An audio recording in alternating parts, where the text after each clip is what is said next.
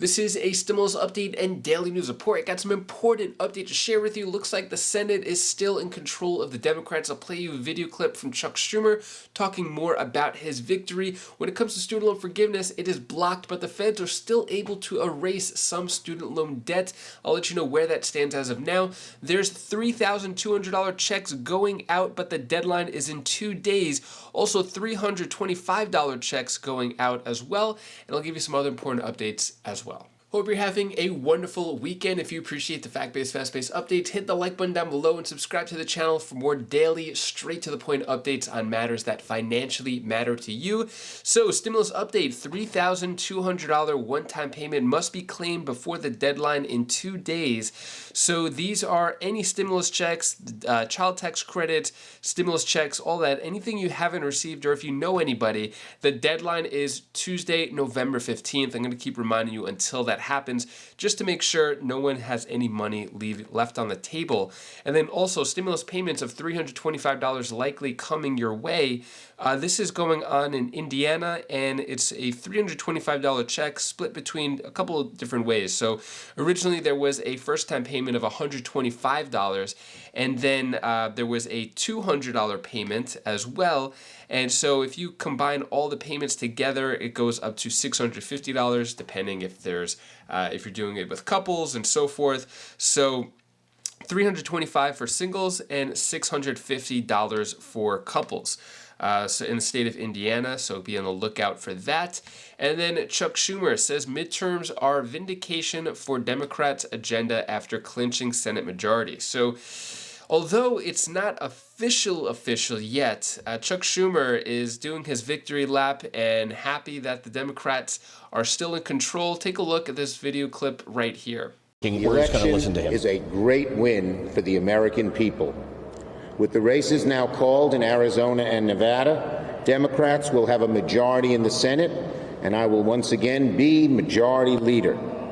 This election is a victory and a vindication for Democrats, our agenda, and for America and for the American people.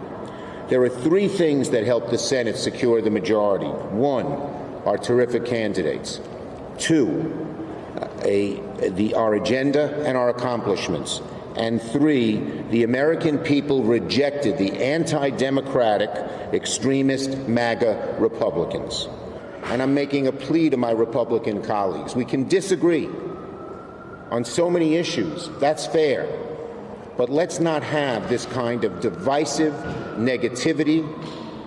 Let's not have the condonation of viciousness and even violence against poll workers, against so many others.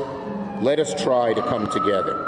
So although Chuck Schumer basically saying the Democrats have the majority, there is still a runoff. So there is a runoff Senate race in Georgia between Herschel Walker and Warnock. So basically the way this is going to work out is it's going to be 4 weeks.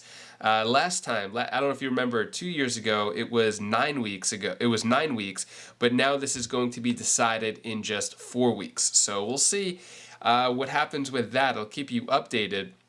When it comes to student loan forgiveness, with student loan forgiveness stuck in courts, here's how feds are still erasing debt. Basically, even though the $400 billion, which would be used for student loan forgiveness, which, by the way, I'm curious, should that be used for some other type of stimulus payment? Compared to student loan forgiveness, should $400 billion be used to maybe give out some sort of stimulus check?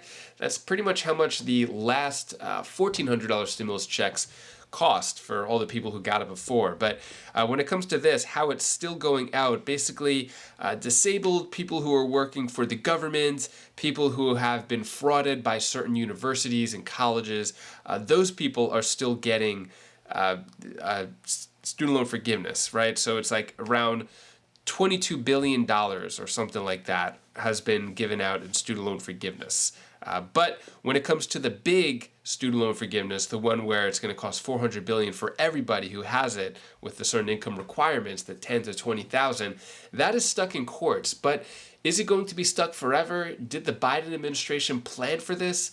Or is this not going to be happening at all? Now that the midterm elections are over, this was kind of like their big thing. Take a look at this, the lawyer explaining whether or not this is going to happen.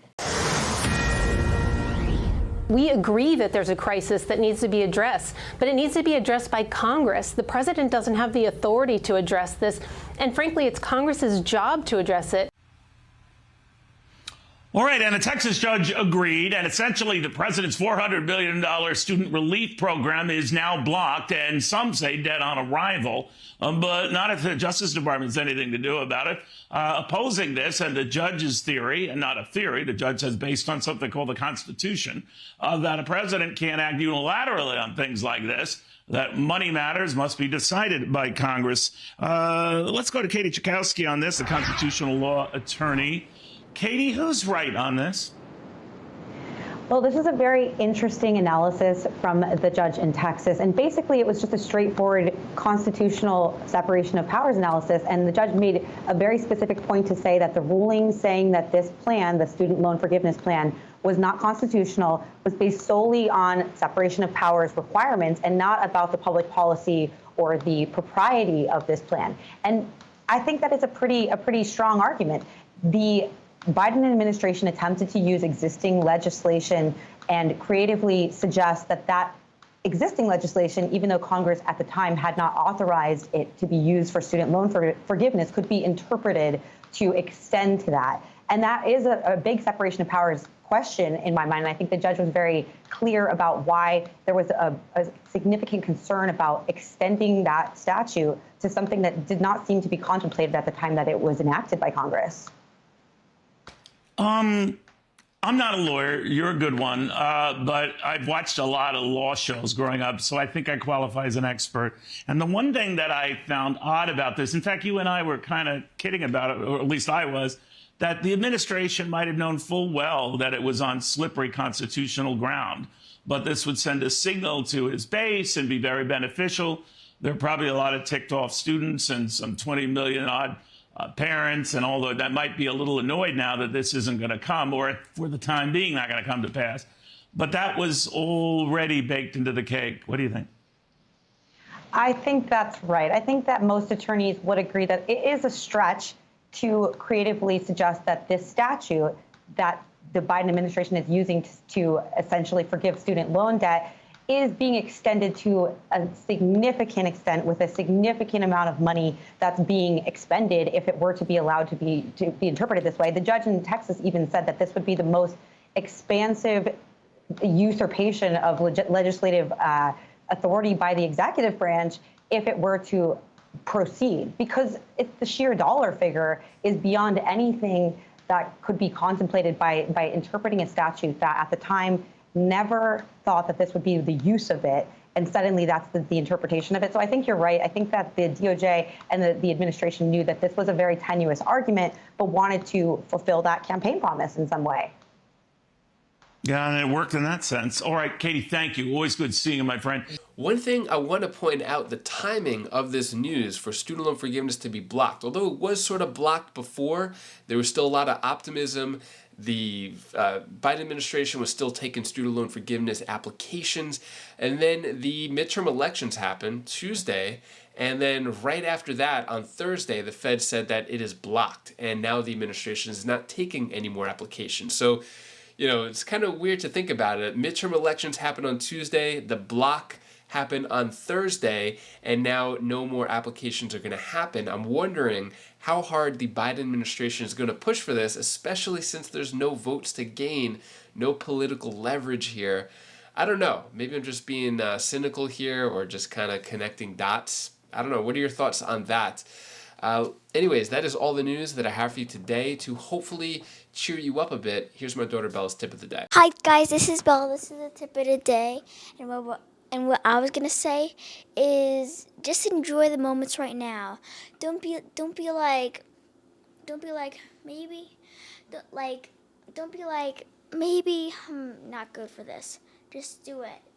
Something, if you want to do it, then you can, because it's just a one-time thing, because you should always do something now than always later, because then it might not be the right time and it might not be the right ending. You might have like people or like Thank you so much for watching. Appreciate your support. Got a lazy Sunday planned ahead of us. Got laundry, some stuff to do around the house. Just gonna take it easy. I guess as I usually do, because I can't really do much anyway, but I could do the sitting stuff. That's not too hard. Hopefully you have a great rest of your weekend. If you want to check out my latest pickleball video, just came out today. You could click right up here, and I'll see you in the next video. Take care, be safe. Thank you for watching.